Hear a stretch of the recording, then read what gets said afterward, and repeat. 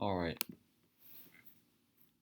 so my name's Zach Jeffcoat, and my partner is Jordan Weibel, and we have Chapter 13, Supply Chain Process Integration.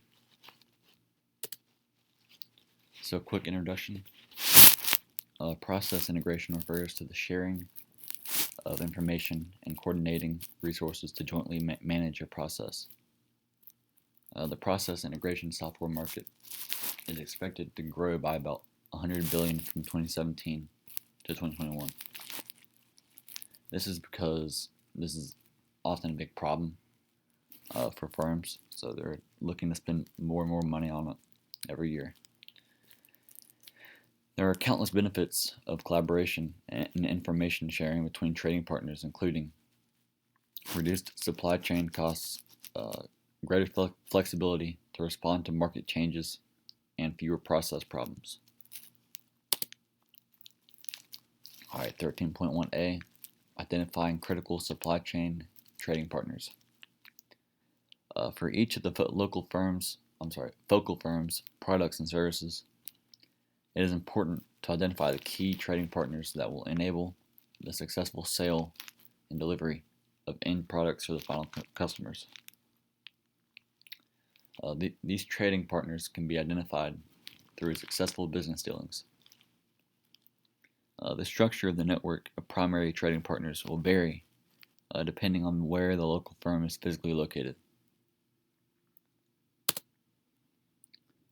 13.1b, reviewing and establishing supply chain strategies.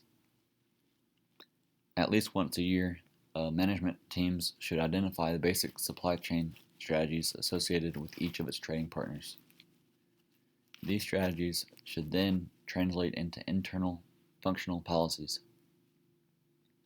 And these policies should be made regarding the types of parts, the designs of the goods and services, warranties and returns policies, and the amount of outsourcing employed.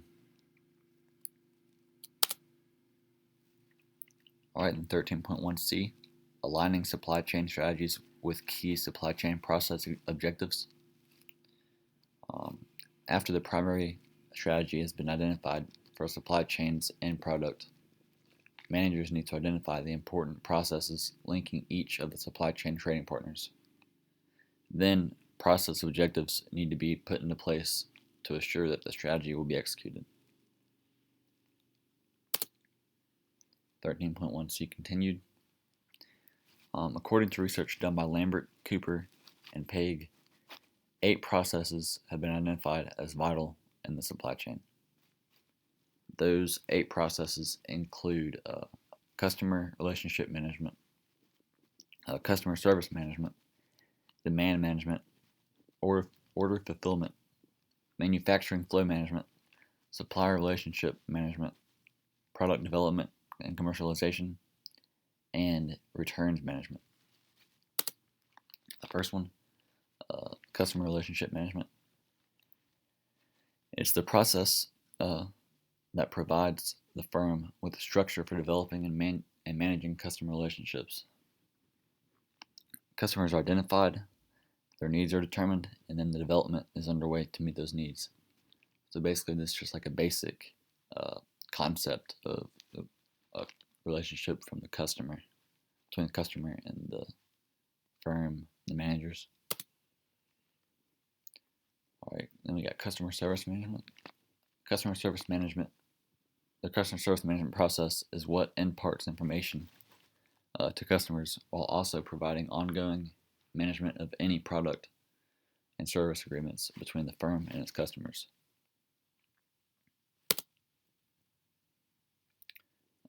Demand management.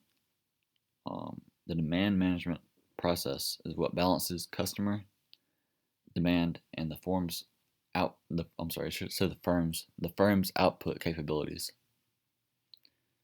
This includes forecasting demand and then utilizing techniques to carry capacity and demand within the purchasing, production, and distribution functions.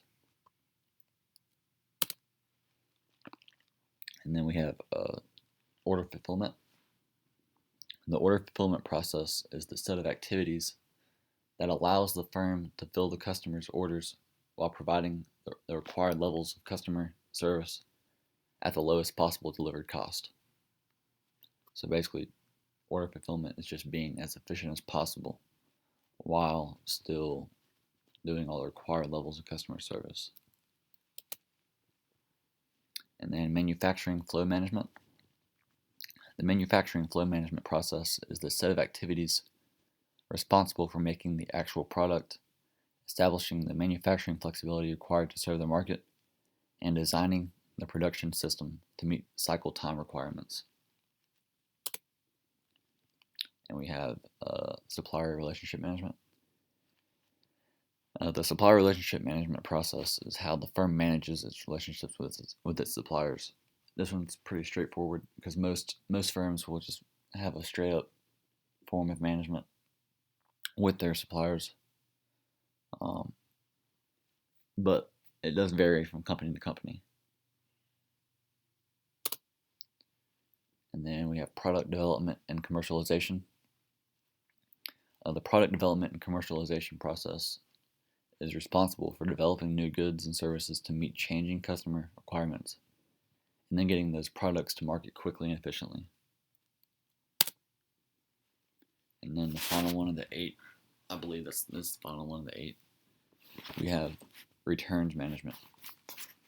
The returns management process refers to activities such as environmental compliance, recycling, writing operating and repair instructions, troubleshooting and warranty repairs, developing disposition guidelines, designing an effective reverse logistics process, and collecting returns data. So this kind of has to do with the last chapter that we covered, which is in Chapter 9, reverse logistics. This kind of has to do with that. All right, moving on to 13.1d. Develop internal performance measures for key process effectiveness. Procedures and metrics must be put in place to collect and report internal performance data for those 8 key processes I just named. About 56% of performance measurement implementations fail. Performance should be continuously monitored and altered if needed. The responsibility for designing these measures can be assigned to the teams developing the objectives for each of the 8 functioning areas mentioned. All right, then 13.1e, assess and improve internal integration of key supply chain processes. So in order to achieve process integration within a firm, it requires a transition from the typical functional silo to one of teamwork and cooperation across the business functions. So the most primary and important enabler of integration is the firm's ERP system.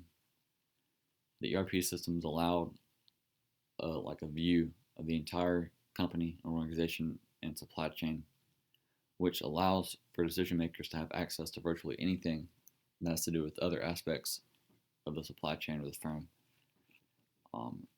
Today's day and age, of course, we got the internet, so using your phone, laptops, these managers and other decision makers can just get information instantly nowadays, compared to even just 20, 30 years ago, we couldn't even come close to that yet. So it's a huge advantage having like just instantaneous internet speed to where you can just communicate with any level of the supply chain at any time you want to find any kind of information out that you want to. And then 13.1e continued. Firms must develop an understanding of their internal supply chains. Internal supply chains can be complex, especially if firms have multiple divisions and global organizational structures. Once a firm understands its internal supply chain, they can start assessing the level of information access across functional boundaries. As a firm moves... I'm not sure. I'm sorry about that. My Alexa just went off. But as a firm moves away from legacy systems and toward a fully integrated ERP system, as cross-functional teams are created to link key processes to supply chain strategies, and as process performance is monitored and improved, the firm will become more focused on managing the key supply chain processes in an integrated fashion. Alright, then 13.1F, develop supply chain performance measures for the key processes. So in addition to internal performance measures, you also need to take external performance measures to monitor the links with trading partners. These measures should mostly align with internal performance measures, but they will vary based on purchasing, production, distribution, customer service, and other variations. Alright, then 13.1G, assess and improve external process integration and supply chain performance. Over time, firms concentrate their efforts on developing beneficial relationships and strategic alliances with the remaining suppliers and customers after the poor performing ones are filtered out. Trading partners must be completely transparent, sharing information on sales, products, etc. Partners should communicate often their progress on keeping up with performance and process goals. And then 13.1H, extend process integration to second-tier supply chain partners. So as relationships evolve and become more mature, firms will integrate their processes to second-tier partners and beyond. So as you could assume, as firms have longer and more mature relationships with their trading partners and whatnot, those relationships will expand and just keep expanding. And of course, the longer, the better that you're together. 13.1H continued. I'm not sure if they call it ARFID, but that's what I call it, ARFID. ARFID is a radio frequency identification tag. It is a microchip device that is attached to pallets or cases to relay information on a product's location as they move through the supply chain. Now, the cost of ARFIDs is generally not expensive, but there are some very costly tags being used to track expensive equipment in a hospital or tracking fleet vehicles during transition. ARFIDs are very, very beneficial and vital to a supply chain, especially whenever you have, like it mentions here, expensive equipment and fleet vehicles.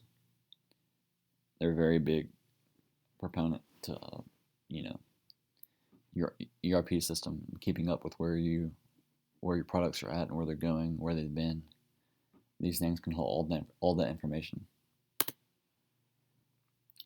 Then we have 13.1I, reevaluate the integration model annually. So as I mentioned earlier, it is very important for the managerial teams to review the processes at least once a year. And it's also very important for trading partners to revisit their integration model at least once a year to identify changes within the supply chain to assess the impact that those changes have on their goals and efforts. Like, for example, the firm may be moving into an entirely different market in another country. In cases like this, it is very important to reassess and make changes to the integration models. So throughout the year, there are many, many things that could possibly change, be need to change or alter your integration model. And for some companies, they might not need to, revisit their integration model, except maybe once every 2 or 3 years. But some companies may need to revisit their integration model every month, 2 months, 3 months. It just depends on the company and the process that they're going about and their goals. All right, that is it from my section. Thank you.